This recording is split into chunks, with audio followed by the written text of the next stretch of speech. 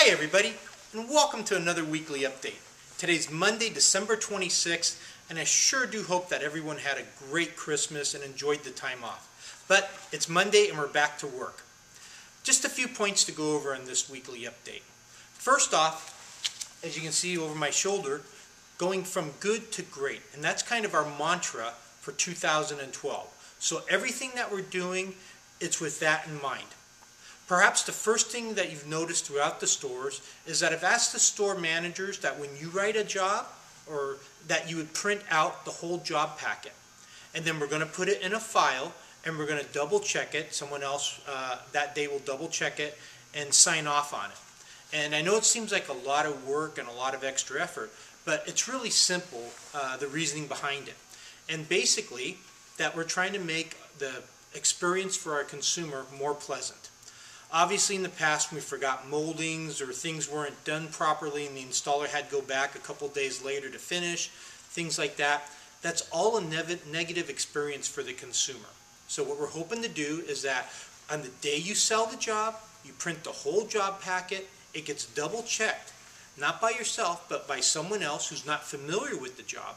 And if they have any questions, then they can go back to the original salesperson and make sure all the notes are in there and that everything is totally perfect and copacetic, so that in a couple weeks later when we come to the day of installation, boom, lickety-split, everything goes off perfect and the consumer looks at S&G as being the absolute best floor covering store in the world, and we live up to our reputation, because that's basically the reputation that we have out there, that we do phenomenally great work. And every time that we don't operate at 100%, boy, it leaves the consumer a little bit dissatisfied. So, again, going from good to great, that's our focus for 2012. So that's the first thing that we're implementing right now, and we're going to get those job packets so they're dialed down and absolutely perfect. And the more we practice that, the better we're going to get at it. Okay, second thing I want to talk about, which is kind of a subset from going from good to great, and that's my next sign right over here, and it says making sales happen. Okay, and in the past, up here in the red, it says letting sales happen. But in the past, it's basically what we did. We let sales happen. Or we wished that sales would happen. Or we're waiting for sales to happen. Well, our new mantra is making sales happen. We're going to be much more aggressive than we've ever been in the past.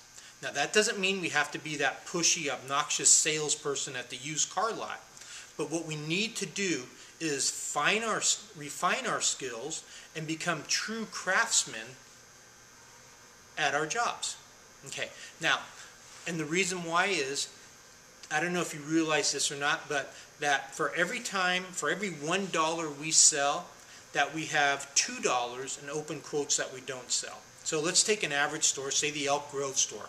When they sell $200,000 worth of volume in a month, we had $400,000 worth of open quotes that we didn't sell. And that's basically the ratio for all 6 stores throughout the company. For every $1 we sell, we have $2 worth of open quotes. And I know not all the quotes get closed. I know some people have multiple quotes, so it's not an exact science. But let's say if we were to take half of those quotes and say, you know what, they're duplicates or they don't count, and cut it in half. That means for every $1 we sold, we had another $1 that we had an opportunity to sell that we didn't. So we're only batting about 50% at best, at the very best 50%, and we need to improve on that. Now, and that brings up the whole thing of asking questions, getting answers.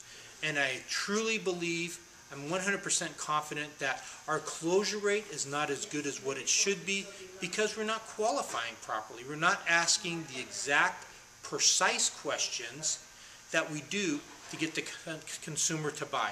And that's part of that, a little bit more aggressiveness in asking the proper questions. So by now, we should all be comfortable with the questions about priority and performance. This week, we're starting the questions about aesthetics, and then we'll finish up with questions about the budgets. But it's imperative that you learn to ask the questions in the order that they're listed.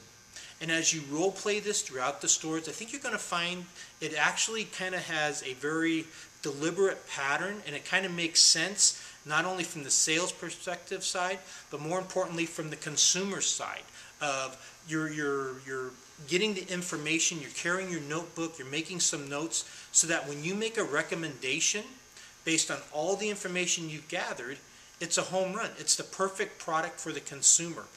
And they will feel much, much more confident because you've asked all the questions. You know, and it seems like some of them might not be that important or redundant. For instance, if you say, you know, I asked a question about how many children or how many pets. What do I need to ask if it's a, you know, what kind of traffic? Do they rate it low, medium, or high? Well, the answer to that is because the consumer might not realize with 4 children and 2 dogs that her traffic is a high traffic area. And that's the reason why she has to go with a better product or a more expensive product. Conversely, what if she says, oh, I've got 3 kids, and then you find out later that, you know, they're all older and they're married and they moved out of the house, and she's really a low traffic situation.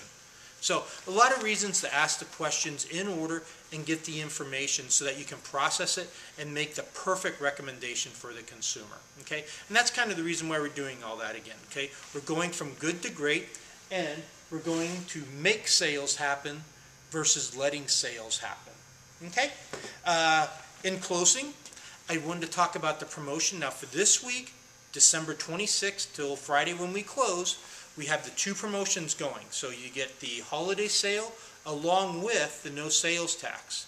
And if you have any jobs that were open quotes from October, September, October, November, feel free to take it to your store manager, say, hey, I need to hit this budget price to get this wrapped up, and we're going to do it. And again, there's 3 reasons that we're doing that. 1, we want to make sure that you have your commission dollars coming in through January, February, and March, which are traditionally a little bit softer times in the year. 2, we want to keep the installers busy and keep them working. 3, we want to take advantage of the pricing that we currently have, because there is an industry-wide price increase coming that starts in January. So you're liable to see some of the pricing go up 5 to 8%. Okay, so great time to be making those phone calls, knocking the home runs with some great pricing and getting some customers and coming in and turning them into buyers. Okay? Hey guys, I'll talk to you next week. Take care. Happy New Year to everyone. I'll be gone for a few days this week, but my cell phone's always on. So if there's anything I can ever help you with or you have questions, just give me a call. Okay, everybody, take care. Happy New Year.